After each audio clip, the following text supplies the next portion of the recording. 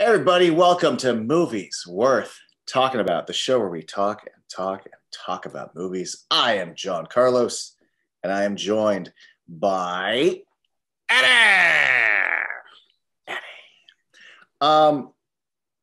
It is the end of September. We are entering spooky season, or if you're like me, we've been in spooky season for a while. But it's also the start of Heat Wave Part 2. Oh, God. Even on this night. So here we go. Just give it a little time frame. Hopefully I start watching. I mean, I watch horror movies all the time, but same. But this feels like, yay, spooky season. Woo, let's do it. And one thing I found, the format of the show isn't strictly, oh, you haven't seen that? You should watch that and we'll talk about it.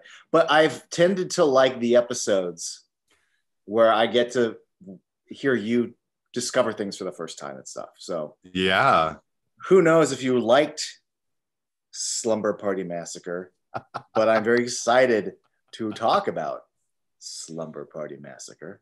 As am I. Which actually, I did want to ask you right off the bat, since you have a history with this movie that I do not have. I mean, I saw it for the first time last night and then again today. Yeah. So I want to know how did it come into your life and to your consciousness and your rewatch list, etc. You know, in my life, there have been a series of movies that have the words party and massacre in them. And they're all lumped together. Sorority House Massacre, Slumber Party Massacre. And I always, for the longest time, felt like, oh, they're all the same pieces of shit, right? But somewhere, I don't know, about 6-7 years ago, it was streaming on something. And I just remember going like, all right. And I remember thinking it was Sorority House Massacre. Uh-huh. And just immediately going, and we'll get into like but I'm like, this is surprisingly not shitty. This is good. And then eventually I watched Sorority House Massacre. Sorority House Massacre is a fucking piece of shit.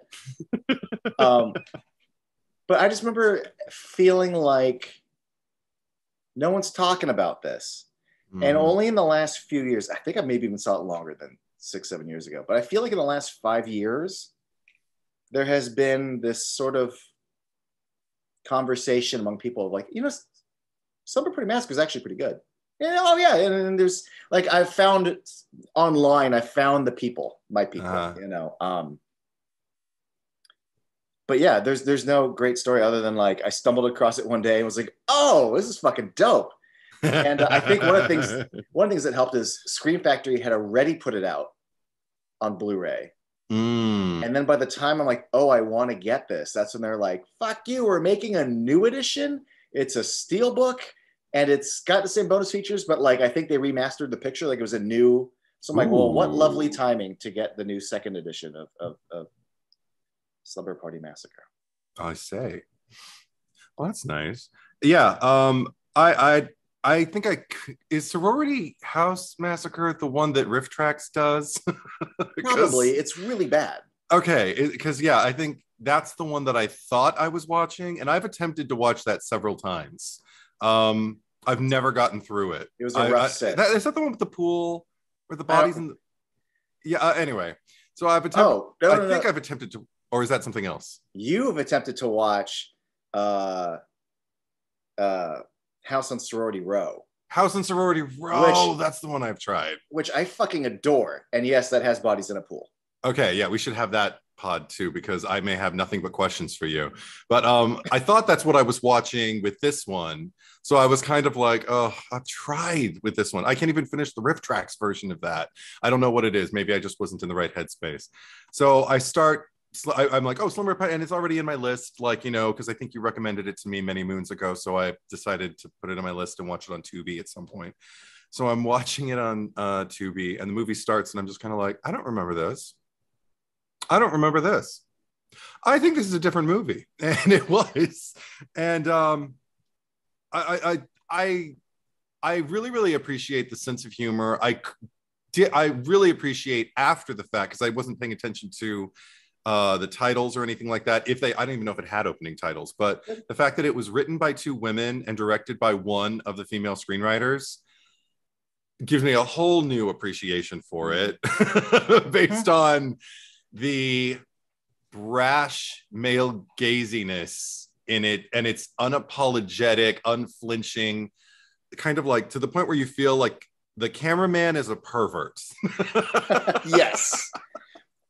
And even then I have my own thoughts on that, but no, of course. And I you had mentioned something about that to me before, and as I was watching I was just kind of like, I don't know though. And I was skeptical to a point. And then I mentioned something to you about naked ladies. Yeah. Oh. I don't want to, make your point, but I just remember you saying something that it applied later for me. I think once I really caught on to the sense of humor. I mean, it didn't take long for me to laugh at this movie. The first laugh I had was almost instantaneous when all I remember is there was somebody on the radio, and somebody who called in like won something. They were all excited, and the guy's just like, "Yeah, you won your own." I don't know what the station is, WKRP, whatever, T-shirt. And you just hear this response, "Oh." And just that disappointment made me really happy. I hesitate to call this entire movie a comedy, right? But it absolutely has a sense of humor, and it has a sense of humor about what it is. Yeah. I agree. But one of my first laughs, and again, I don't call it a comedy, but there are definitely beats that are framed that I consider comedy framing and comedy beats. Mm-hmm. The movie wastes no time. We have one scene at home with Trish. Yeah. Some terrible names, even movies I've seen over and over. Next scene is at the school. Yeah. With the phone repair lady. Uh-huh. The two guys talk to her, and they walk away. It's literally torso up, hands come into frame, yank her in. It's comedy editing with the two of them in the foreground and her screaming for help in the background. Broke my heart though, because she was so sweet. Yes. I thought, because that was the thing. There was a lot of times where this movie I was like, this could be even funnier if I didn't give a shit about any of the characters. Some of them I don't. And the comedy works quite well there. But then there are others that I do, or that I worry about, like, and we'll get there. But like, with that lady, phone repair lady, she was so sweet and so kind of like had this wonderful, unspoiled kind of like pure smile, this wonderful positive energy that like when to see her banging on the window and see him with his, is it just a drill? Like, is that what it's called? I don't even know. Yeah. Okay, so with his giant drill bit, he is referred to as the driller killer. Yeah. Oh, the driller killer. I like that. But I just called him, he's Russ Thorne, right? He is Russ Thorne, but that's not fun for me to say. I don't know. I might call him Russ Thorne because I call Michael Myers and not The Shape, so. Yeah. But I don't call Freddy the Springwood Slasher ever. Okay. However, Mike Myers, I would never call him like the knife wielder, but like it's a giant fucking drill. And driller killer rhymes, so it's got that going for it. But when Russ Thorne is in the background and everything like that, all I could think was, no, I wanted to see more of her. Aww, it's sad. I didn't want to see a mean-spirited movie right away. I wanted her to get some more screen time, But she makes the most of her time on set. She totally does. She left an absolute impact. Well, I'm glad you brought her up, because one of the little things I like about this movie, at least up front, well, no, I mean, a majority of the cast is female. Yeah. But also, they didn't default to phone repairman, phone repair person. Then when the coach goes home, her, not superintendent, but her handyman is not a handyman. Mm-hmm. Yeah. I'm like, these are jobs that typically you would just default to a male. Mm-hmm. Yeah. And I just appreciated seeing, Oh, I didn't even think about it like that. That's awesome. Because what I thought is, I don't see that. No, I don't see people that way, John Carlos. But it's bullshit. But no, I just didn't notice because I think I was too involved in her. And this is probably a horrible thing to say on the heels of what you just pointed out. But the repair woman or repair person who Miss Coach Jana hired, I just focused on her negligence, because the second Coach Jana is like right up close to that door, the first clue that she has that anything is wrong, there is a drill going through the fucking door. And I'm like, no. You don't just blindly drill through a shut front door. You open the door to make sure you're not going to hurt anybody, put a little wedge or a, door stop or something like that, so it doesn't move about. And so you don't hurt I don't know. I was just thinking practically. I was just thinking that's really, I understand the scare of that moment, like what they were going for, but I also thought at it too realistically, too practically, but you heard it here, everybody, that Eddie doesn't think women should be repair people and handymen because of their gross negligence. As depicted in Slumber Party Massacre. Yes. Eddie consumes media and thinks that's the way the world is. He doesn't like black mermaids. Oh, don't even. No. He doesn't like Girl Jedi. What? Okay, now you're just lies. I love black mermaids and I love Girl Jedis. Hell yeah. No, but anyway, so I just appreciated that. The writer herself is often referred to, even if you just look up her biography, it's always feminist writer Rita Mae Brown. Oh. She is an author. I know from what I've always understood, she did write the screenplay, but the director then did a rewrite. Mm-hmm. And I've always sort of read this. It's been a long time since I went to the Wikipedia, but I always heard that like maybe the original script was intended to be more comedic and more satirical. Mm-hmm. But even those elements are still there without this movie being a satire. Yeah. But I think however heavy the original script was, there's still bits of it there while still fulfilling. It threads a very specific needle. Yeah. Because it's produced by Roger Corman, and the director even said that like there are certain things that Roger Corman said needed to happen, like titties. Mm-hmm. We don't even need sex scenes. We just need butts and boobs. It just needs to be seen. Mm-hmm. So I know she has some regrets about the shower scene, but I actually still come away from the shower scene, oddly enough, smirking a little haha smirk, because I think it's fascinating that we get to these gratuitous, like, I mean, it is just like a camera that lingers on a clip, and I can even see her kind of like this is what the movie has to be, right? But I love that while we're doing the dialogue is them like ogling men.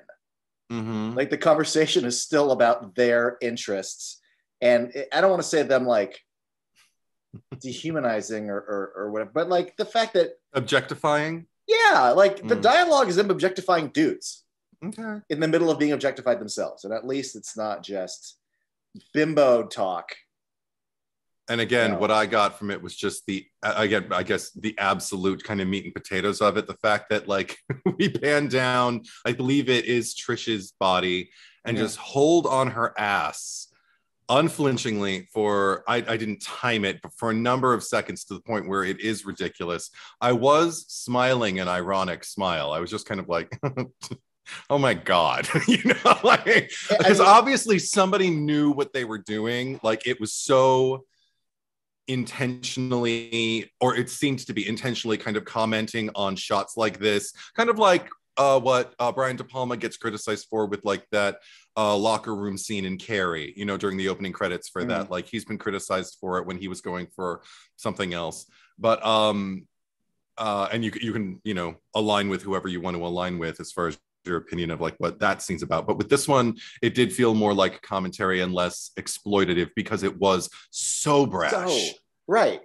I don't know if it was intended to be that way, because she talks about how like I tried to just shoot the girls and get to it, and right. And I'm like, yeah, but it also, whether you intended it or not, that feels like a gag because it's so long.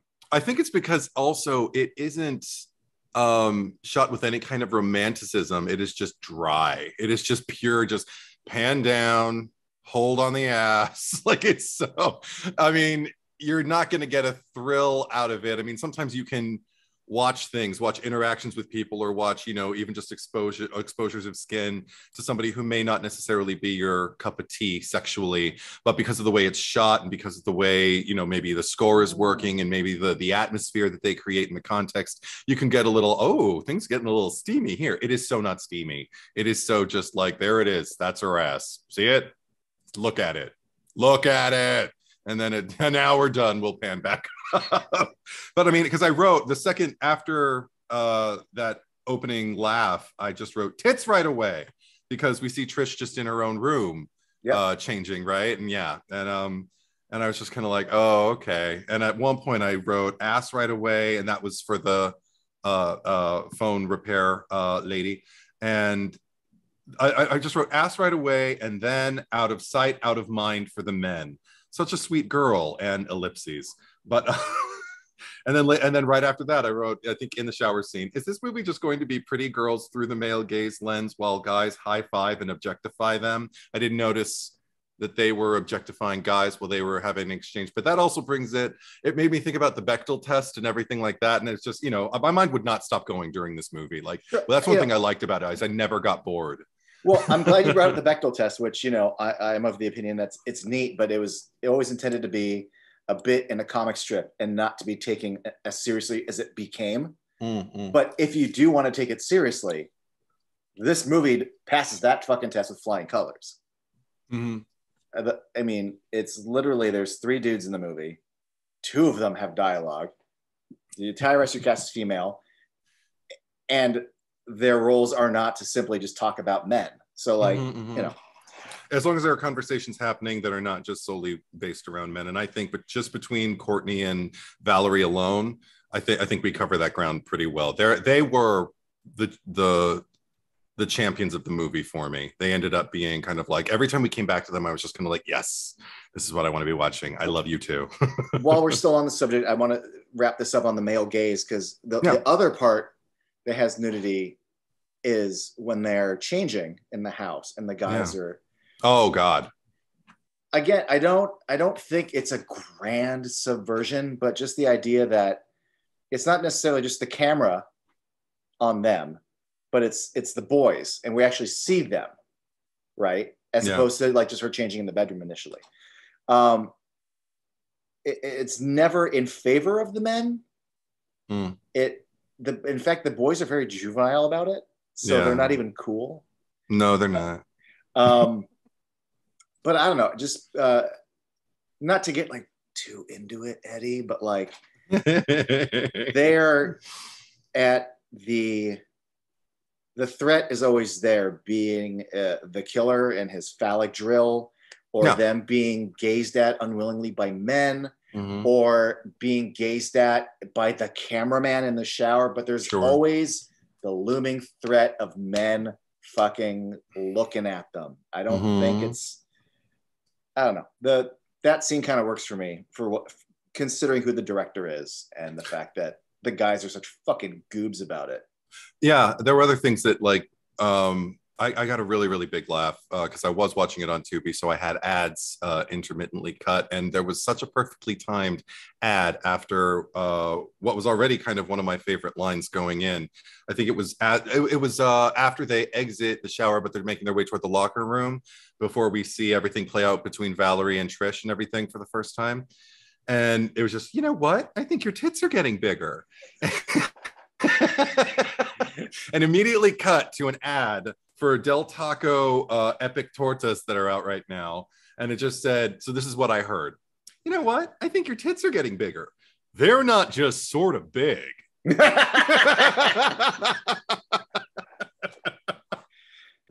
can't plan for that. No, that was fun for me. I was just kind of like, thank you, Tubi. That was expertly timed. But and then there's other lines I kept writing down. I didn't write too many, but every now and then a line would just jump out at me like, and Valerie, you played such nice basketball out there. I can't believe it. What the fuck does that mean? Like it's so, and even the delivery was so kind of wooden in a playful way. Like I didn't feel like anybody was wink, wink, nod, nod, look how stupid I am. But I also didn't feel like people were trying really hard and failing the way they can in great camp. It was kind of like a perfect storm uh, Well, yeah, of strangely written dialogue that was delivered perfectly. yeah. So There yeah, aren't. I hesitate to give this movie too much credit yeah. because it's not a fucking unsung masterpiece, No, it isn't. but it is a very, to me, unique movie in that, like, there's a certain level of B movie that I really appreciate, Yeah. but they're fucking terrible. Hmm. Your Slumber Party, your Sorority House Massacres, or your these are some of the worst, like the Mutilator. I can't even. These are like they're unwatchable. But like, shoot, I am forgetting the name of it right now. This is very awkward. Doom Asylum. Oh, I haven't Where even seen it. it is cheeseball in the degree of acting and the limitations in camera work and makeup and expense of stuff. And then obviously better horror movies. And this is one where like it feels like it's a cheesy bad 80s movie. Yeah. And yet there's technique to the camera work. Yes. Not John Carpenter De Palma, but it's a competent film that knows how it's filming. The premise seems like it's a B movie, yet the actors showed up and the script isn't stupid, but I can't bring it, it to me, it doesn't share a lot of company with other movies that kind of, it sits in between. And I just think it just really delivers kind of a satire. It's kind of scary. I kind of give a shit about them, but it all just kind of works. Yes. Yeah. And that's why I keep coming back to it like every few years. I get that. It scratches a cheeseball 80s itch. Yeah. Without being so shitty as some cheeseball 80s movies. It made me think, and not like hear me out, but I think it was purely because like I gravitated so much to Valerie and her sister. I knew you would. Yeah, in a similar way that I do to the Sisters of Night of the Comet. Now they're both very different movies. Like I would never encourage anybody to do, say, like a double feature of the two of them. I don't think they go together that way. But there were enough similarities that it just kind of like started to scratch that itch. Maybe a little cheesier, like leaning on a lot more tropes. And it was an interesting. It was as interesting a discovery for me as Night of the Comet was, because I had never seen that before until I saw that with you also. And I remember when I saw it, it was just kind of like this wonderful springboard of surprise after surprise after surprise. And this one was too, just for somewhat different reasons. Like what my first real pleasant surprise was, I don't remember the name of the character, the pretty one with the dark hair, who gets killed in the shower in the locker room and hides and bleeds under the door and everything. That was the first kind of sequence where I actually found Russ Thorne threatening. Like he came in with his drill, and for the first time in the movie, I was like, okay, he is scary. Like, I don't want that near me. I don't want that energy. I don't want that look. That energy. Terrifies me. Okay, because one of again, another little thing, because there's a bunch of little things I love about this movie. Yeah. And one of them is you'd think, okay, so you have a killer with a cool costume or a mask, or if their face is exposed, a personality, and it's just a guy in a jean jacket and jean pants. And he doesn't have like a gnarly scar or burned skin, just like he's a guy. And at first you're going to be like, at least on my first viewing, I'm like, that's it. And then his fucking face and just his energy. Yeah. And just the fact that for so long we don't get any dialogue, but we get these eyes. Yeah. Yeah. And I wouldn't want that chasing after me either. No, and when he finally does talk, it's just kind of like, oh, I was fine when you weren't saying anything. When I just heard your heavy breathing, appreciated that a few times. But I also liked the like you mentioned, the few men who were in the script, and I loved the fact that every one of them, well, maybe not the teenage boys, but certainly Mr. Content was kind of the prime suspect for me, just because, again, a looming in the background quality that I find very unsettling. I'm like, I couldn't relax around him until very late in the movie. And then I think it was just for one scene, because the very next scene we see him in, he's killing snails. And I just can't abide that. I can't relax around him, period. Yeah. Because, I mean, he had his introductory scene, just like, we're going away and he's going to watch. But the fact that, he's in your house. Yeah. And then does I'm sorry to scare you. Like, fuck you. You're in my house. Oh, I hope I didn't scare you. But then the fact that yes, she's out, Valerie's not Valerie. Trish? Not Trish. Who else is there? The other one? Yeah, but the other one. Anyway, she's outside and this fucker shows up again with a giant Diane. It's Diane. Is it Diane? Diane's outside and he's got a fucking cleaver and he has the balls to say to a girl in the middle of the night, oh, I hope I didn't scare you. Like, this fucking guy in the hope I didn't scare you shit can fuck right off. And the fact that he's so nuts, he's not, oh, I'm just, out here murdering snails. Sure.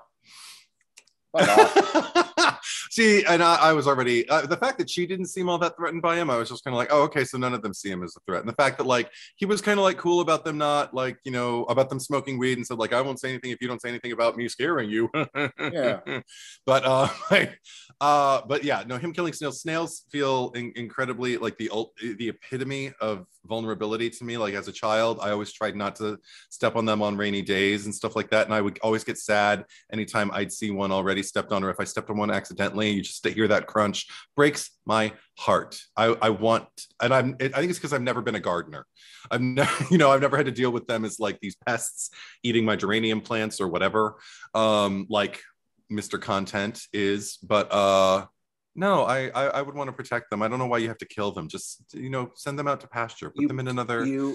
Create a snail farm. Yeah, create a snail farm. Put them in like a lovely little kind of free range area that's fenced off.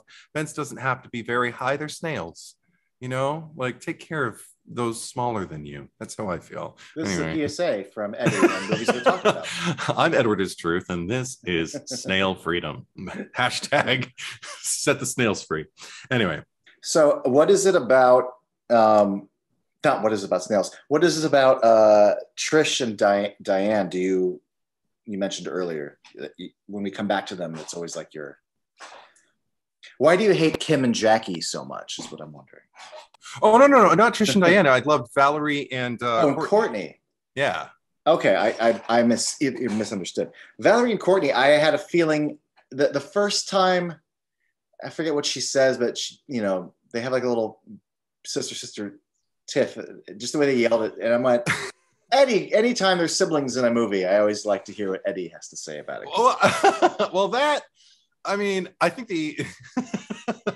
I don't know. I think the fact that there was a familiarity and that there was somebody Valerie was comfortable with, regardless of how she was treated, because she seemed so kind of skittish around the girls at school, like almost to a Carrie White level. When the first thing I thought when I saw Valerie was, damn, that's a looker. She was just like this kind of anonymous girl in the shower. And I was just kind of like, ooh. And I noticed Trish, it looked like Trish was almost kind of giving her the eye or something. So I'm just kind of like, where are we? Right? What's happening? What is, that's interesting. And I can't blame her because that girl's gorgeous. And then Valerie overhears them, like, I think it's Diane, like talking shit about her and everything like that. And gets really, really stunned and embarrassed and really easily, which made me totally sympathize and empathize with her, because there's one point where Courtney is with Valerie and they're alone in the house and they keep hearing noises at the slumber party house, and she suggests to her sister, like, why don't we just go over there? Why don't we just go see what's going on? And you could just go to the party, we could both go. And she wanted to show off her hair. And Valerie is not about it. And I was just kind of like, rock on, because I have this weird social thing. And people have commented on it before, like, Eddie, you really need to get over that. But I don't care. It's a social thing about going places when you're not invited. And there have been like functions, like with like acting classes or even with sets that I've worked on or shows or something like that, where there's something that is deemed, I guess, a group outing. I don't know who deems it that, but everybody's just kind of going to somebody's house because whatever. But nobody has told me about it. Nobody has extended the invite. Everybody just kind of seems to know. They're like, so what are you bringing? Or so when are you coming? And I'm so I didn't get an invite. I'm not going. And they're just like, oh, everybody's going. I'm like, yeah, but nobody invited me. And it's happening, especially if it's like happening at somebody's house or something like that. I'm not just going to show up, because what I think one of my biggest terrors is that somebody's going to open the door, see me and be like, oh,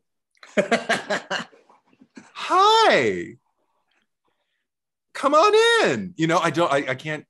No, because social shit is awkward enough for me. Like, it's fine when you're with people you love who love you and everything like that. But like, you know, when you kind of don't know them and everything like that, an invitation has not been extended, and then people try to help and say like, well, I'll ask if you can come. And I'll be like, no, dear God, because then you're putting the host in a situation where if they say no, they're a shitty person. But if they say yes, and they don't want you there. How much do you trust the yes if it's out of courtesy? Exactly. If I have to ask while everybody else just kind of knew what was going on, no, forget it. So anyway, so I just kind of understood, like, on a social level, a basic social level, like Valerie's, I don't know if it's timidity, but just kind of a fragility. Let's put it that way. Like, I think in that vein, I can be perceived as incredibly fragile, and I would never argue that.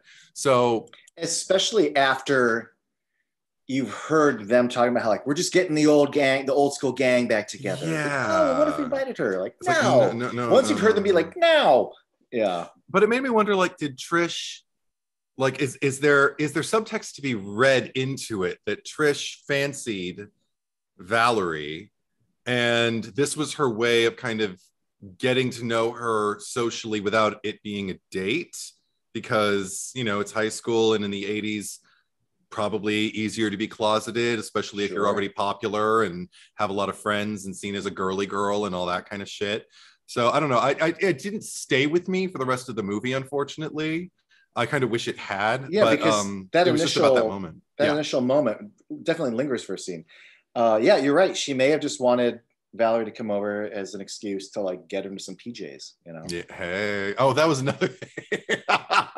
The fact that the girls are doing kind of every, I mean, the fact that they almost disrobe in front of each other immediately for the guys to ogle them through a completely open window through which they're not really concealing the fact that they're standing there at all. And the girls are just fine with it, you know, and they're just like, and I know historically, socially, girls in various states of undress around each other probably reach like a higher level of maturity as far as handling it, like psychological, yes. like, oh, it's nothing, I'm just around, you know, I'm safe, you know. Whereas with guys, I think there can be more things like figuring in, and I don't know.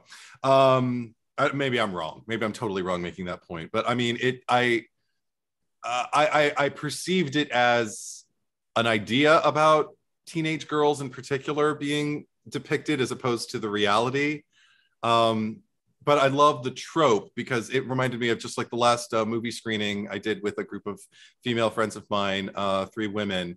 And the second I arrived, I was late for about 90 minutes. And I walked in there, it was like, oh, we've just been like, you know, we've been having pillow fights and, you know, putting each other's bras in the freezer. And we're going to break out the Ouija board and do light as a feather and stiff as a board. You know, like, I mean, all the lovely kind of slumber party, you know, eat all the junk food and just gossip about boys and crank calls, and I don't know, and the list goes on and on for slumber party tropes.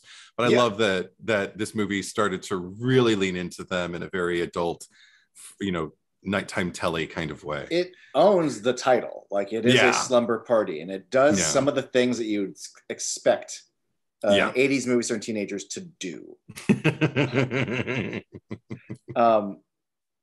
But one of the things I really love about this movie is it is a much better version of the movie you think you're going to get that's titled Slumber Party Massacre. And yet at the same time, if you're going in solely because it's called Slumber Party Massacre, and that you're going to get everything that comes with that. Yeah. It delivers everything promised and then some. Yeah. A little something for everyone. Yeah, exactly. It threads a very specific needle. And if you were to describe the events of what happened in the movie, you'd go, oh, okay, that's Yeah. they change and the guys are watching and their tits are out and then this and then someone like, but to describe it is one thing. To see it and see how it's directed and Yeah. the subtle subversion of things makes it more than just a sum of its description. But yes, it hits the beats that a description would give. But which leads me to also just the fact that it's very well directed. Yeah. There's all these little moments that I really appreciate that, she starts playing the piano and we just slowly zoom over and we see the shadow of someone coming down the steps. Very specific choices that make sense, when Valerie and her sister, when the phone rings and that it could be for me. Right. And when they leap for it, the camera matches, the camera zooms in, the camera's matching their blocking. The horror movie on TV that Valerie's watching when the intercutting. Yeah. Was it is it Diane's getting killed? No, it's the guy. It's one of the guys outside. It's one of the guys. Yeah, it's one of the pervs. So I mean, there's some ambitious stuff for what is essentially a low-budget Roger Corman movie, and Roger Corman allowed people like Joe Dante to thrive, and certain people can thrive in. And this was her first feature. Oh my gosh. She was an editor. She worked on some pretty cool projects. Famously, she was given the opportunity to edit E.T. or direct her first feature, and she opted good for to her. direct this. Good for her. Because right. there are people who fucking hate E.T. No, I, for one, love E.T. It was just the idea of like, this is my opportunity to direct a feature. She's already been, I forget what she did. It wasn't a PA, but she was like an assistant or something to Scorsese.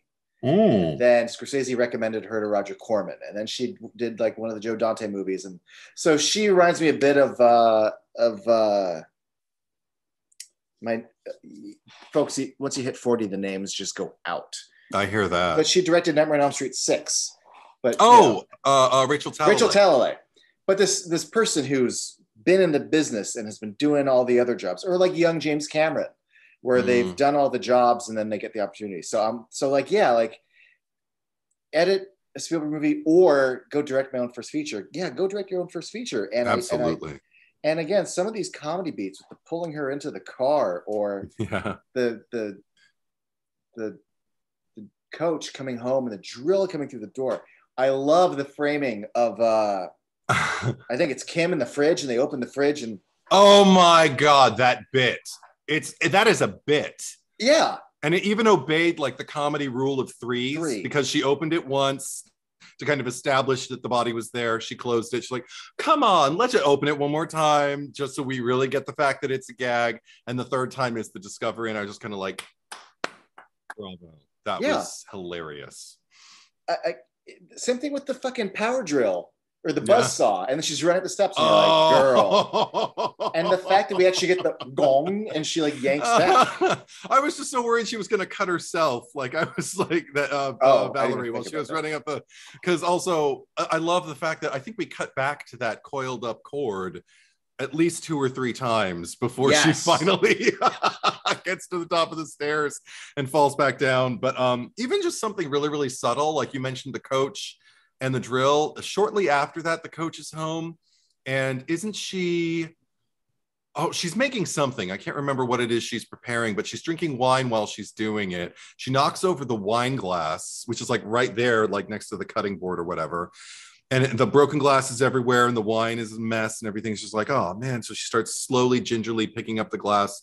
Again, wonderful immersive tool. Like anytime there's broken glass around, I immediately get all slivers, like don't be careful. But that's when she hears, Coach Jana hears a suspicious sound that sounds like it's in her home. Mm-hmm. So she picks up the largest Biggest. shard of broken glass. She is in a kitchen. She could have grabbed a knife. She could have grabbed anything.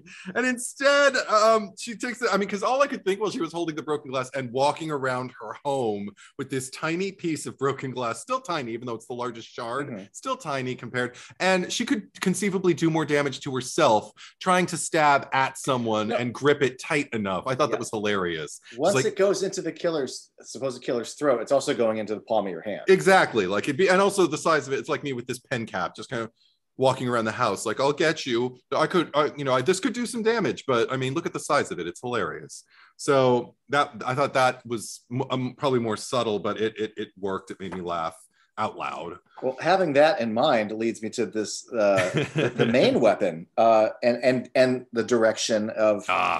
I mean, if there is any theme to this movie to be inferred, or themes, one is the idea that women are always.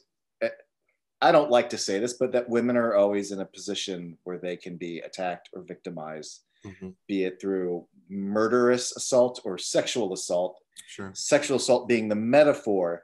And it almost felt like the writer and the director both understood the genre, and that the machete, the knife, it's all a phallus, right? The victims are always women. But I like that they were aware of this, and maybe some audiences or some critics were aware of this, but this was a movie that puts that metaphor into the text by having a guy carrying a big, long fucking thing. There's literally the shot when Diane's gonna get killed. It's between his legs, and his phallic dong is hanging, and she's scared of it, and it's there. And she's immobilized, like scared to the point where she's just laying there screaming. So, one, obviously, a metaphor or a commentary on the genre. Yes, absolutely. But two, a commentary on the fear of being a woman every day, I think.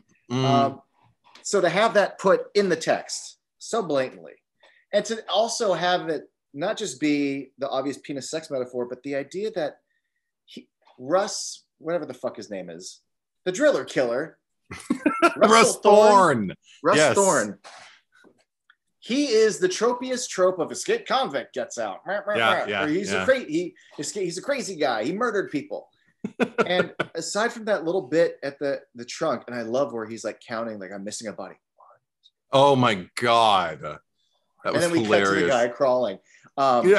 He doesn't talk, and he's just leering and looming in bushes and stuff. The fact that he has this little speech at the end, which he was already effective, but then I'm like, oh my God, it's almost better if you didn't talk. Not as a critique of the movie. No. But just holy fuck. The fact that, first of all, the instant he says, I love you, my skin crawls. But the fact that he goes on to say, like, you know you want it. Yeah. If we're doing a whole movie where, again, they're the victim of the male gaze, and also, to a sense, male entitlement, where, of course, you want it. Of course, it's how he thinks. But again, we're also reinforcing the fact that line, to me, goes with the giant phallic penis drill of this whole thing is it's all about sex and assault. I'd also say something more to chew on than just without beating you over the head with it. I love the valley this movie plays in. I do too, and I have more to say to that, but I want to save that for closer to the end, because I took chronological notes and I kind of want to address everything. Cool. I'm jumping around like a maniac today. Yeah, no, so was I. I've already jumped ahead to like mention things that just came up. That's what this is. But just so we don't get away from it, one of the things. Another thing that I noticed as a cat lover is just the presence of cats throughout this movie. There was just one moment. Yeah. There was one moment where I saw, I think it was Valerie was walking home from school. It was still late afternoon. And there's a little cat just like milling about like out in front of her house. And I wanted her to be like, hi, baby. And just walk, just because it just would have made me empathize with her even more. But she didn't. She just kind of walked in. And then you find out, I think, that Coach Jenna's cat was missing? Yep. I'm like, oh, was that the cat? And then no. Coach Jenna's cat is trapped inside the closet and gets to be the jump scare after she carries a tiny little shard of glass. Like, oh my gosh, Muffin. And that was another moment that I had where I was just kind of like, the second I heard that someone's cat was missing, I was like, is this going to be like a Friday the 13th part 2 thing where Muffin might have been brutalized, and then we have to wait until the end of the movie to see was Muffin brutalized, and then maybe, you know, they get that Muffin moment. And I thought that's why the cat was outside. But then when I saw the cat jump out of the closet, but I found out the cat's name was Muffin. So I'm like, fuck, is this like, I thought it was going to go somewhere and it didn't. But anyway, I was worried about the cat the entire time because I'm like, you named it Muffin, and animals named Muffin always stay on my radar because of Friday the 13th part 2. So there's that. But then we cut to something really, really nice that took me back. I don't know if everybody can relate to this the way guys our age can. I don't even know if you grew up with this the way I did, but I think we cut to Trish, I think is the one who's pouring the Kool-Aid powder into the pitcher and adding the sugar. Now I can only relate to that halfway because my father never put sugar in our Kool-Aid. He put Equal, just like tons of packets of Equal, just tearing them and going because he thought it was healthier. It's the 80s. And didn't want to get us all hopped up on sugar either. I remember having to go to the neighbor's house to have sugar infused Kool-Aid, and oh my god, it was like the nectar of the gods. I mean, Kool-Aid was good anyway, but it was a staple of my childhood. So seeing it, I again have like an immediate reaction, especially just because it's a close-up of the water pitcher, just showing it being. I'm like, at the time, did they know we were going to be nostalgic for this, or is it just like a subliminal advertising? Like, was Kool-Aid like an unofficial sponsor, or? Right, because there's a lot of brand, like she's Diane's wearing a Dodgers shirt, I think it's Diane. Yeah, there's a lot of product placement. Yeah. So also that's another thing is 2022. This is a good movie to scratch the 80s itch as far as seeing things, you know. And also there's a lot of just slang. Oh God, terminology. Yeah, that really makes it a time capsule without being cheesy about it, but it takes me back in a really good way. Yeah. Then there was the case of the broken coffee pot on the stove that I believe Trish was berating herself for leaving the burner on, and she handled the glass with her bare hand. So I was just like, in what universe? That was just another moment. Like I said, like. It doesn't make me praise the movie and go like genius, but it kept me involved. There kept being things that were happening. And again, I had to wonder, like, does the filmmaker know that if they keep kind of creating little things like this, I'm going to keep going, wait, you can't do that. And at least I'm watching. At least I'm engrossed and attached to what's going on, because it doesn't make me dismiss the movie. And then I loved the, it was an exchange like this. Again, a flawed exchange between Valerie and fucking Courtney.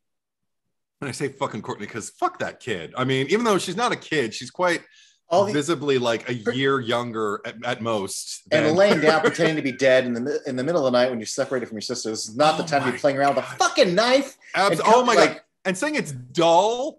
And like that's supposed to make it like all okay? Absolutely not. Like, you attacked your sister with a dull knife. You could still do some damage with it. You were so lucky that Valerie puts her arm around you and like walks into the house. I fucking wouldn't. What? See, again, like these things that I'm just kind of like, I get what you're trying to like, you know, get me feeling. And it's not like I'm not feeling it, but I'm also going, what?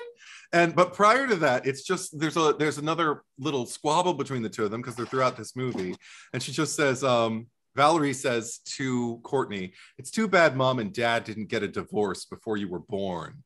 And I'm like, you mean before she was conceived? Like, because if they got...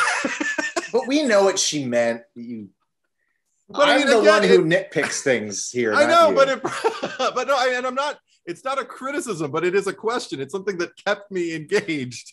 And I loved, again, another weird thing that I don't know if anybody's going to get this if they didn't grow up in the 80s, but this weird cinematic and also on television, this strange media-related bias against anchovies on pizzas. That was like the scourge of the earth, and it seemed like anchovies were at every pizza parlor that you could ever conceive of. And now I don't know when the last time I saw anchovies as an option. And don't you dare order them And every fucking piece of media always had some joke about like, oh, no anchovies. Exactly. As if William Randolph Hearst had like an anchovy empire and did not want the competition and made sure all the media was against anchovies. Right. And then, of course, yeah. Okay. Can we say a few more things about Mr. Content? Because even though like I kind of straddle the line with him, for the most part, I'm in the camp that doesn't like him and is not comfortable around him. There is one, like I talked about his one kind of redeeming quality about not being a snitch and everything like that, and that's pretty cool. But even like was I mistaken, or was he at one point wearing like a Hawaiian shirt and what kind of pants? Oh, cargo pants. I mean, I feel like the men in this movie were kind of like the wardrobe person. I don't even know if he was in the consciousness yet, but it seemed like they were setting the stage for the wardrobe stylings of, say, AC Slater on Saved by the Bell. You know, like with the Hawaiian shirts and the khaki pants with the cinched belt, and then again the killer with the denim on denim and the red, you know, shirt underneath. Like I feel like I could see Mario Lopez in every one of these outfits, and it would look absolutely right. Whether Mario Lopez, yeah, in the 80s.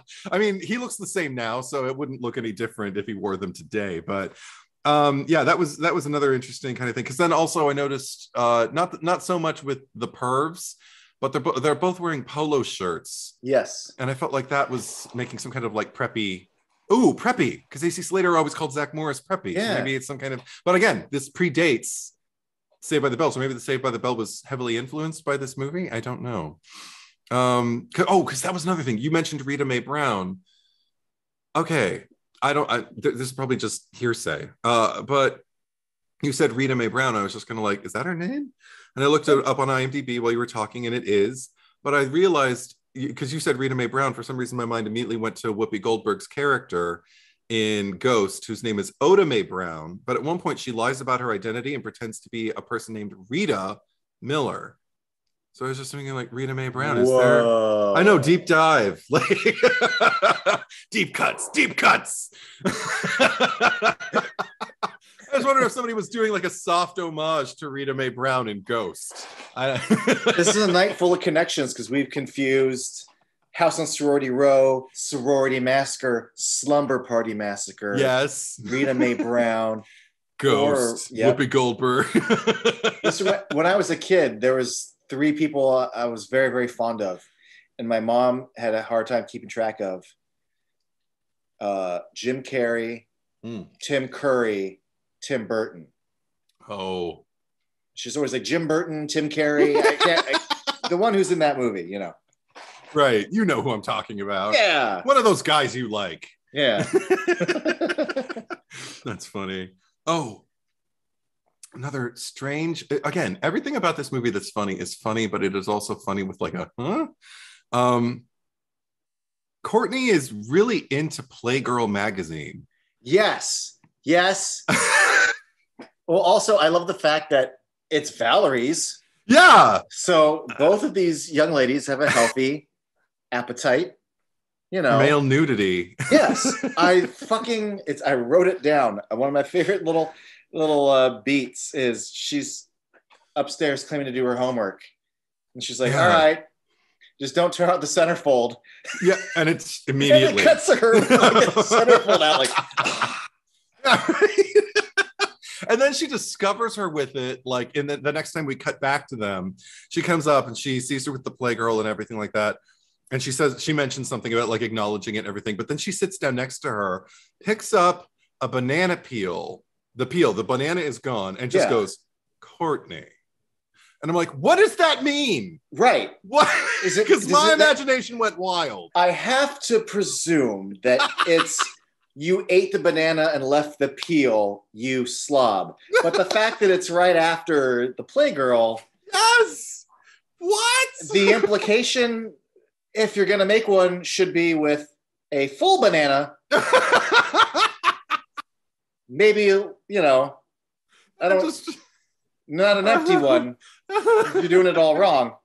I'm just remembering a bit Margaret Cho used to do about when she'd walk down the streets of Thailand and people would be trying to sell sex shows to her on the street and someone would scream at her, "Pussy eat banana!"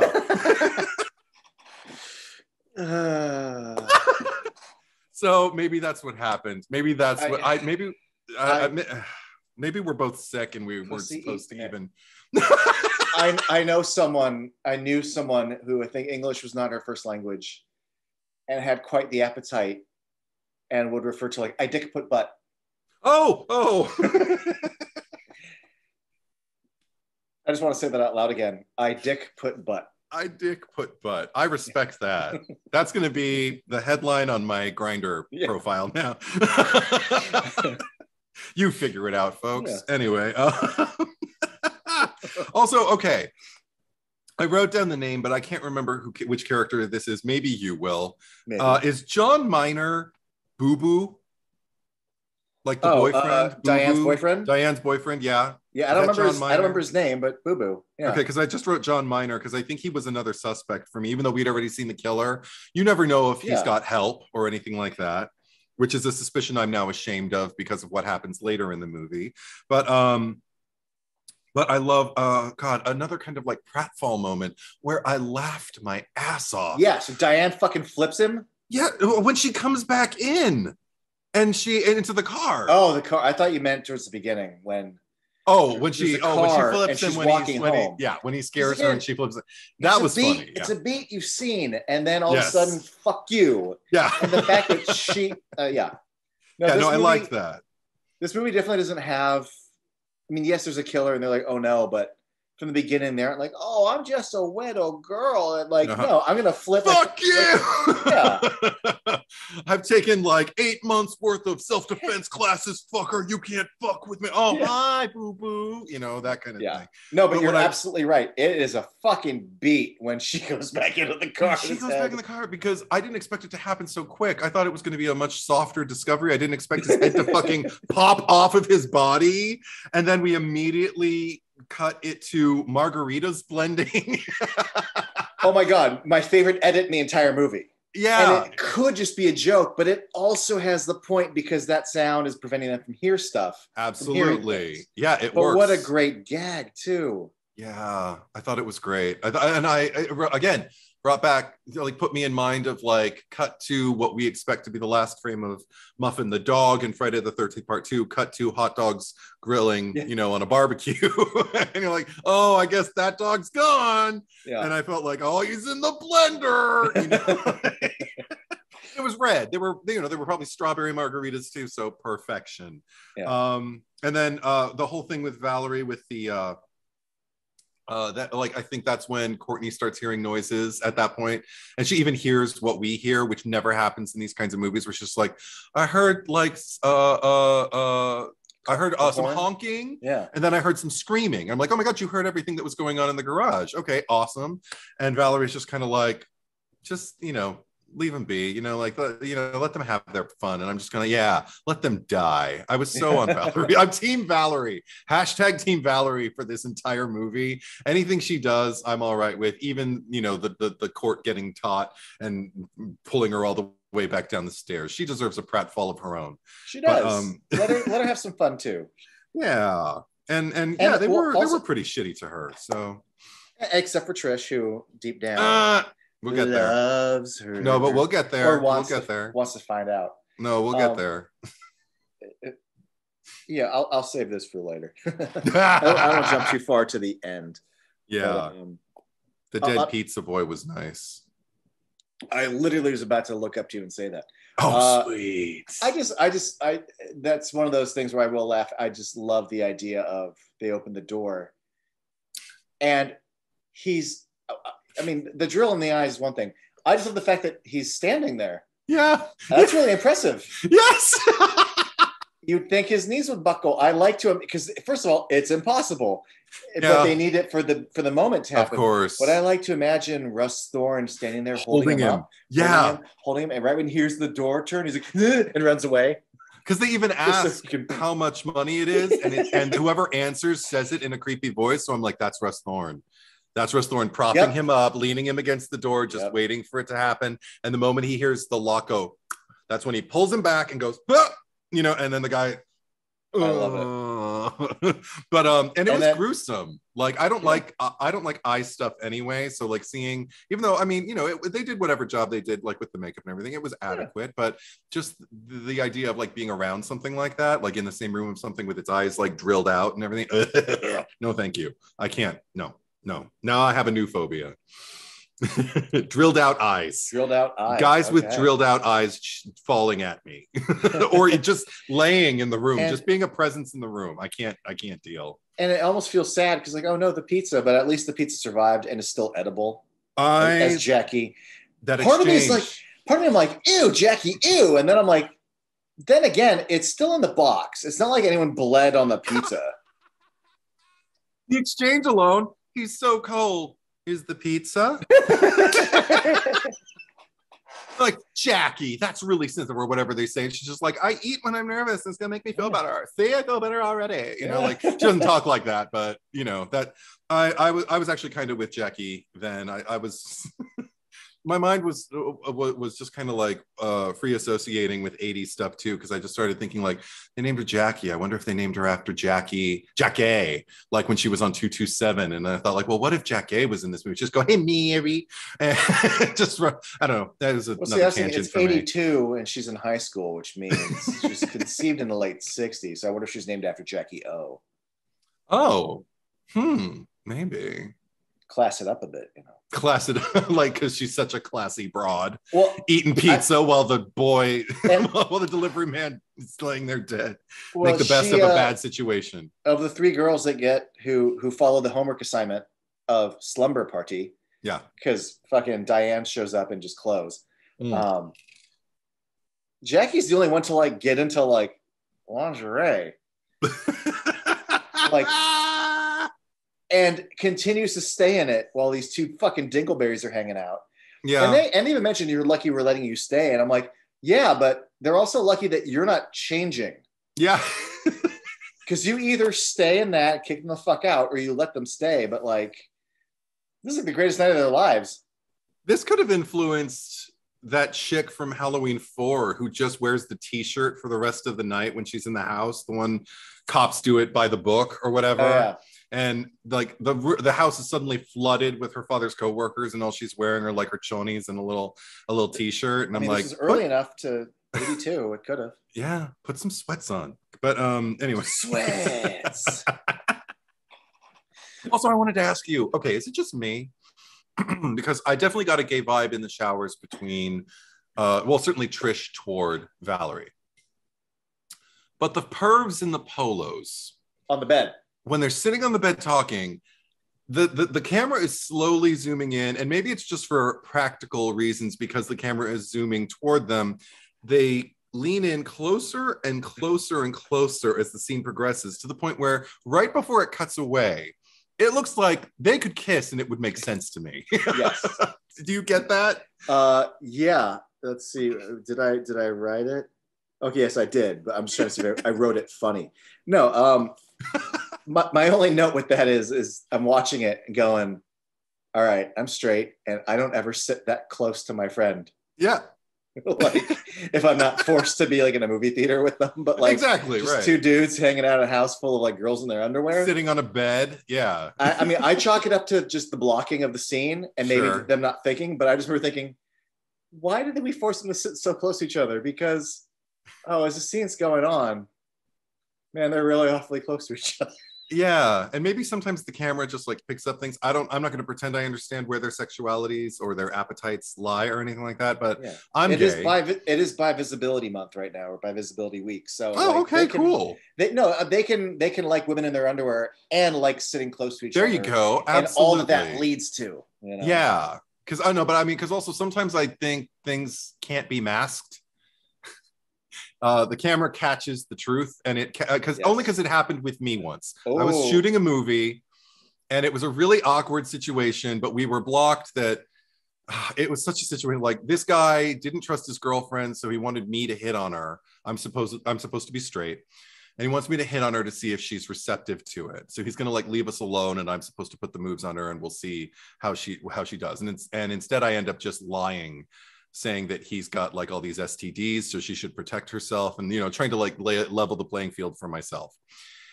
Anyway, we have this part where I don't even remember what the structure of the scene happened, but at one point he pulls me into the restroom in the house that we're all occupying and shuts the door, and he grabs my shoulders and shakes me and looks boldly into my eyes, and he's supposed to, I'm serious is I think the line, and I'm supposed to say, I get that. And then we're supposed to leave the bathroom, and this guy is very attractive. And so he's basically got his hands on my shoulders. He's almost got me pinned to the wall, giving me this intense look in his face. There's a guy in the corner filming the whole thing. I'm turned on. And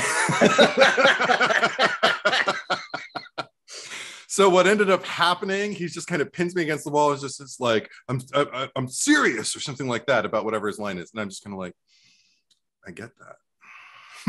Like, and we didn't get more than one take. So it looks, you can tell, I think I like look down even to try and like avoid eye contact with him. I'm just like, I get that. Like, don't touch me. Stop teasing me. So you're suggesting that maybe these two actors, while playing characters on film who were ogling women, maybe can't hide what was happening offset. And maybe even one of them, and maybe it was accidental. Maybe I'm not going to pretend I have any insight to their sexual. But goddamn, are they sitting really close to each other? And goddamn, do I get a sense like you could kiss each other and I would not bat an eye. I'd be like, go boys. Yeah, that's the most interesting thing about you so far.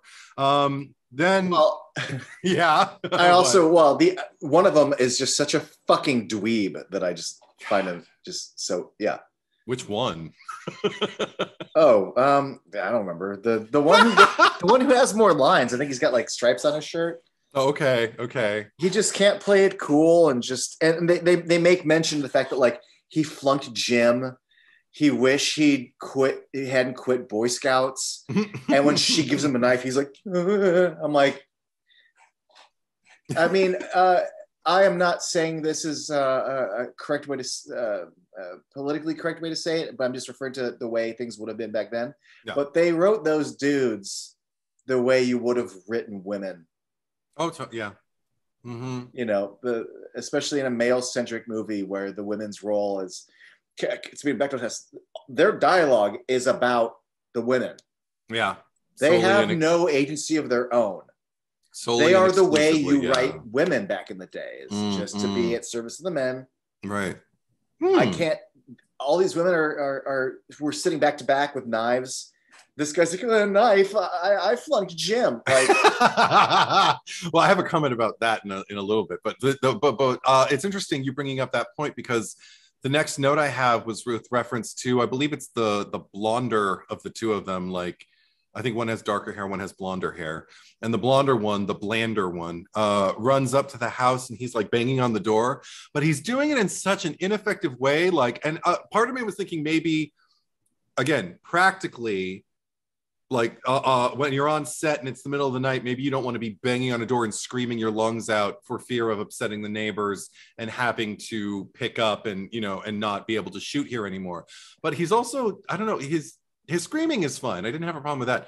But he's banging on the door like he's not really banging on it. He's kind of like doing a, let me in, and he won't stop. And it almost looks like he's pantomiming banging. And I also wonder, like, if he would have actually banged, if anybody would have been upset with him. I wonder if he was just like trying not to disturb, like some actors do things for weird reasons. So maybe he was just trying not to like upset things. Like maybe if I pantomime on stage, I think that would play better than it does, in a practical location. Right.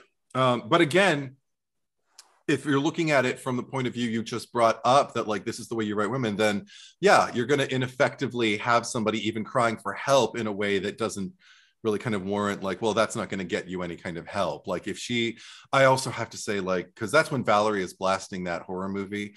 I can't tell you how much I wish I could blast a horror movie loud enough so I don't hear the front door. I can hear the conversations up the driveway when I'm watching movies. Granted, my viewing area is right at the front of my house, but I was mine envious of her. Mine is the front door is where I have to watch movies. So even no matter how loud it is, Yeah, the door is right there, so I'm gonna hear it. yeah. So I'm envious of, of Valerie for that. Also wondered like how much of it is her like hearing it but not believing it, being like they're just trying to play a prank on me. They're just those guys don't like me. There's no reason that he'd be over here. There's nothing going on. They're just trying to pull one over on me, and I'm not going to fall for it. I wondered. I don't know if the movie was intentionally setting that up, but it did. Okay, but it entered my head at one point because it took a long time for her to hear him. Granted, the movie was very loud, but yeah. Anyway, also that okay. Then we get to Courtney on the phone talking about getting Frenched and how much it turned her stomach. And I'm feeling like it's hilarious because, again, I feel like she's closer to the age of the actress who's playing Valerie than maybe she's supposed to be. And I think this might work better if she were like 12 or 13. Yeah. But it's still cute. I'm not upset. I'm not mad at it. You think you want all this with the Playgirl and you want to go to the house and show everyone your makeup, but when push comes to shove, you're still a kid and you're like, the kiss was slimy. Also, the way she read Playgirl, it's like she was reading like the Wall Street Journal, just kind of sitting there, just like her eyes weren't scanning anything, or she was just kind of like going left to right. Maybe she was just reading it for the articles. We don't know. I mean, I've literally never picked up a Playgirl, so I wouldn't know. But Penthouse had the Penthouse forums, so there were things to read. If you didn't like the titillation of boobs and bush and stuff, you could also read stories about like, well, I was teaching and the students did after class, and you could get your rocks off that way. No, I got a trial subscription to Playgirl when I first came out. It wasn't really worth it. Even as porn goes, it's just a lot of naked guys posing. And if you want to see a naked guy pose, you just got to ask him to take his clothes off and pose for you. That's basically like where that is. So I don't know. And I didn't read the articles. I'm not going to pretend I did. But I know Playgirl actually had some really, really great writers contributing. Oh no, Playboy actually had some really great writers contributing to it, and some like award-winning articles here and there, interviews that totally like stole the headlines and whatever. But I don't think Playgirl ever really got that moment in the sun, as it were. You could take the naked photos of ladies out of Playboy and still have actually a pretty good magazine that has really good journalism. Whereas Playgirl, who cares? Who knows? I don't know. Yeah. Let's find if anybody who's watching has ever read Playgirl, like read it. Let us know in the comments, like what kind of. I look forward to 3 or 4 years from now. The one person is like, actually, right. Since you asked, if you look at that Billy Brandt cover from 2003. Anyway, I'm just going to throw out a random little thing that I liked about this movie. For it. It's very random. The cinematic rules dictate that when thunder and lightning happen, they have to happen at the same time in movies, even though that's not how it fucking works in real life. Yep. And I love that in this movie, the lightning and the thunder do not occur at the same time. They occur the way it happens in real life, and I love it. But I also adore the fact the lightning could not look less like lightning. Yeah, it's fine. And more like an electrical, like, like floodlight just going. Let us not forget, this is Roger Corman production. Yes. So. It makes me happy. Yeah. Also, okay, my this is a criticism for me, just as a safety issue. Okay. Just as a safety issue, because you mentioned like, the guys not being adequate with knives and everything, and that's all fine and good. But the girls, there's one point where they're like walking in a train. I think there's 3 of them left at this point. Diana's already dead. So the 3 girls left at the slumber party. Trish, Kim, and Jackie. Yeah, Trish, Jolene, and Shanae. They're all walking, and they're all holding their knives directly in front of them. And they're all walking directly in front of each other. And at one point, I got really, really nervous because I even saw the knife kind of like graze the back of the girl who was in front of her. I was like, shit, she almost got cut. Like not even the character, the actress almost got cut in that scene. Like no. Because anytime that's another. It's a boon to the filmmakery because I was immersed enough that I was just kind of like, "You've got knives. Be careful." Like I gave a shit. So then when I saw them kind of recklessly just, you know, like they're holding them. They're not going to drop them or anything like that, but they are just kind of like, where are we going? Okay, let's walk this way. Oh, you going over there? You know, I was like, oh dear God. So that made me, I just thought the people in this movie are all way too comfortable waving knives around. And then it brings us to, this is not a criticism of the movie, but I feel like it's a reveal for me. It's the turning point with Trish, where I'm like, all right, I've had it with you.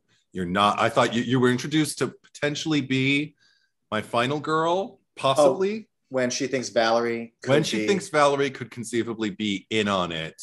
Okay. And even before that, even before she suspects her, when she's sitting there with Allegria, whatever her name is, with Jackie. Wait, is it Jackie? Yeah. Okay, whichever one. Okay, whoever it is. That one. She's sitting there with her with bangs. The girl with bangs and ponytail. Kim. Kim. Oh, okay, Kim. Yeah, Jackie's dead by now, right? Jackie got killed before they got into the bedroom because there's only 2 of them in the bedroom. Well, there was, yeah. Okay, so she's sitting there with...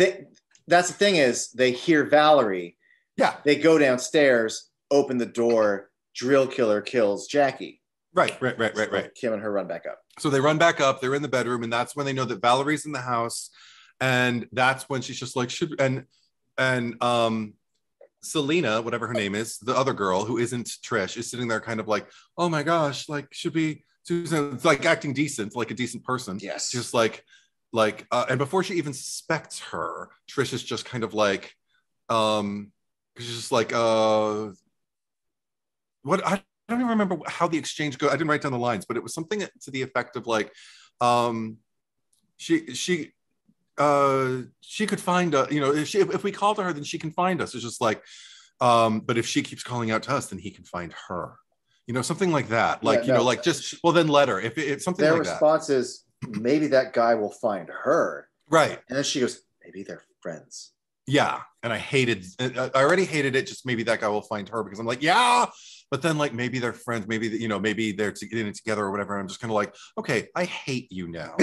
I was just like, Trish the bish. Like, I'm not you. I hope you never get any taste of Valerie, because you are a trash person. I hope you die.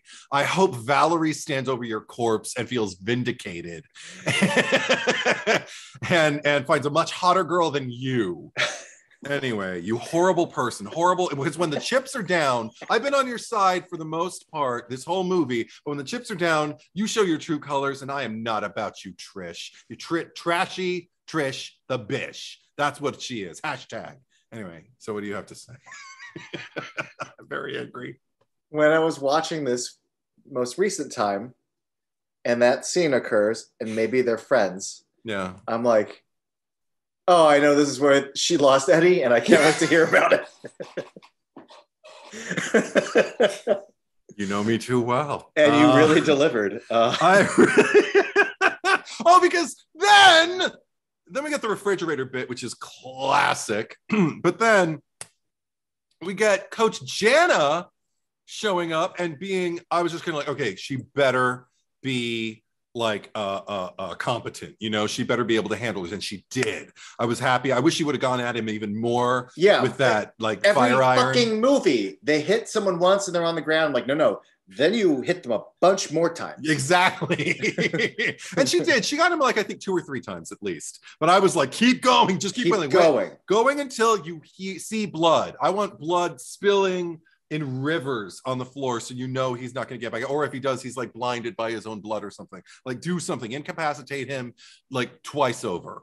And then that's when at one point Trish runs in, and I can't even remember what happens, because I think we thought Trish was going to help, but then all she did was kind of distract Coach Jana, and that's when he got up and took either the drill or the fire iron, I can't remember which, I think it was the drill, and dragged it across Coach Jana's was it chest or guts? No, it's she's holding her guts. Like, it was her guts. Okay. And I was just like, fucking Trish got Coach Jana killed. Yeah. Fuck that bitch. Also, well, here's the little thing, because Trish, and she does it twice. She does it in that scene, and then she does it outside with Valerie. Yes. She runs in with a knife, and I'm like, fuck yeah. But she runs in carrying it this close to her. And I'm like, I always think, especially in these movies, every advantage. So you run with the knife out because that's still 2 to 3 more feet in case you fuck up. But this, if you trip and fall, you just,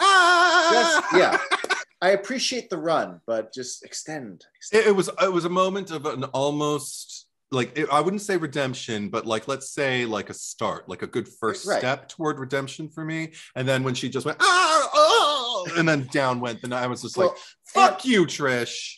That scene's fucking Trish. Also, I just appreciate the fact that it's the coach, but then also it's Courtney underneath the couch tripping him. And then it's Trish. And I'm like, fucking all these women fucking get it done. Also, the beginning of that scene, though, one of the creepiest things the fucking driller killer does is sets himself up with his little blankie and then has this little smile as he goes, yeah. I'm like, oh, it's so creepy. But I really appreciated, because the diversion there was the fact that Courtney was under the couch, witnessing the entire thing. So when the second we started seeing that shot from her POV of his steps moving alongside the sofa, I started cheering for her. I said out loud, "Go, Courtney, come on!" And she did. She did not let me down. I was so proud of her. Yeah, and it worked. And then later, because then Valerie had to go up against him, and I literally wrote because I was already really disappointed. I thought I wanted Coach Jana to make it. I thought she earned it, and she didn't make it. So I wrote, if Valerie dies, I'm out. Right. I'm over this movie. The coach is the Scatman Crothers of the movie. Yes, I agree. And you can only do that once, really. But I was still, you never know. I mean, you know me. I never assume that I know going into the movie. I love when movies have 2 parallel things that then come together. So you've got Valerie over here, you've got your cat, and then but also the coach. So I love when the tri-point comes together. I will say this, though. The very first time, and I think even the second time I saw Slumber Party Massacre, I always thought, we need to go help Valerie. She can get killed by this guy. She's like, well, maybe they're friends. You fucking asshole. It wasn't until this viewing where I really allowed myself, and I know you're fresh on this, but this is the first time I thought, from your point of view, you heard Valerie call out, you went downstairs, and then the driller killer was at the door. You heard Valerie at the door, and instead you just see your friend get killed. It's not the craziest thing for your traumatized brain to jump to. It's not the correct thing to jump to. But I get, based on the this is what you saw, and then this is what happened. Therefore, okay, I'll cut you some slack. You know what would allow me to cut Trish some slack? If they would have, and I know that this is, a rarity, and not even a rarity, this is an almost implausible direction for it to take, considering 1982 and all that. But let's say if they're going to make a musical or a stage version of this or a remake or whatever, that's far more likely, but I want to see it on stage. It's so theatrical, but what you do to almost make your argument help redeem just her point of view, I guess, Trisha's point of view at that point. It's getting late. But have Trish go all in on the lesbian angle or the bi angle. Have Trish be legitimately attracted to Valerie and establish that in a way that is at least kind of unmistakable to the audience. Have it carry through, but also give Trish maybe a backstory that she's just gotten out of a really bad relationship with a girl who betrayed her and maybe deceived her. So she's not sure who she can trust. Kind of like Neve Campbell in Scream 2. My boyfriend was a fucker once before. How do I know I'm not just attracted to fuckers who want to fuck with my head? Do that, go that route. That would actually make that moment of her questioning Valerie's legitimacy as a decent person a little bit more valid, because then it's about her and it's not about a judgment on Valerie, because it felt like a judgment on Valerie and also selfishness on her part, the thing that people do when they don't want to risk anything because they're scared of dying and they don't want to just say that. Oh yeah, no, that's I never took it as a judgment of Valerie. Oh, I I just was took mad. I just took it as like, what a weird thing to jump to in this moment. But then I also just, I don't know. I don't know. Mm, You have a point. yeah. And, yeah. Yeah, it's I you know have no me. clever retort or Yeah, anything. yeah. But But since we're at the end, I have to yes, talk yes, about the yes, thing that I love about yes, the end, which I'm sure yes. you found satisfying, which is that Valerie comes out swinging. The finale of this movie, Yes. she comes out with a fucking machete.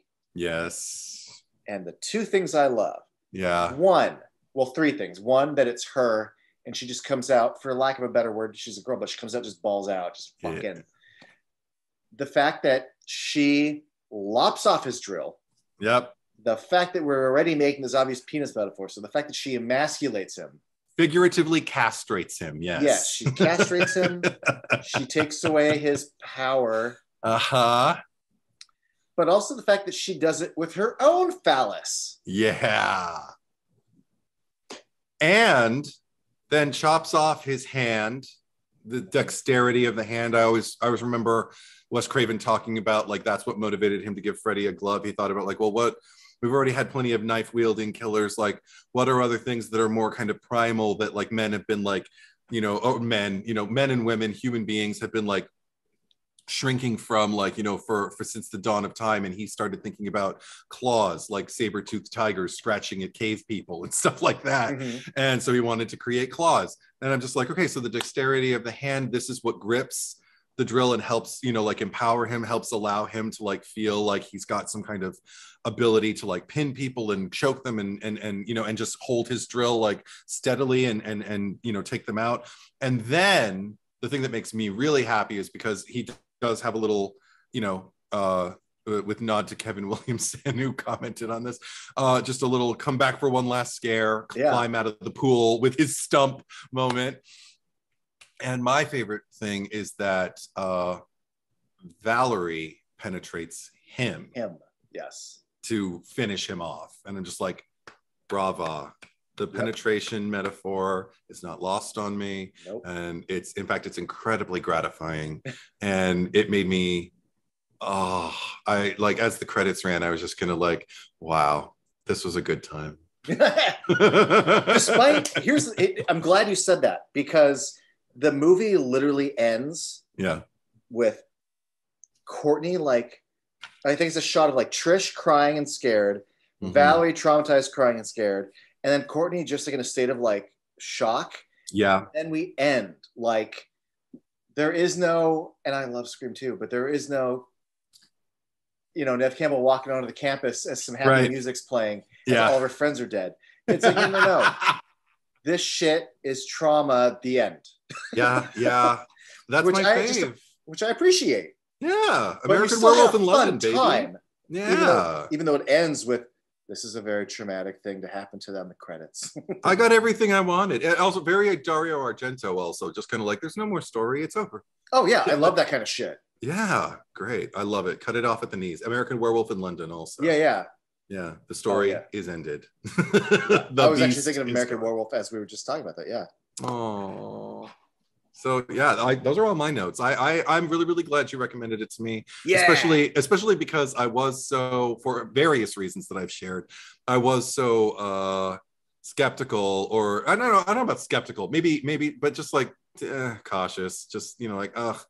All right, let's try this again. And then as it played, I realized, I haven't seen this movie before at all. And that actually kind of saddened me a little bit. I was just kind of like, I do wish more people would speak of this. Now that I know that it's got a Scream Factory release and a steel book and everything like that, I'm like, okay, so then more people at least have the opportunity to discover it, and that makes me happy. I may want to own that. It's always free on apps too. Like Amazon has it for free with ads. Sweet. Tubi always has it. Mm-hmm. Yeah, the fact that it's had multiple Scream Factory releases makes me happy.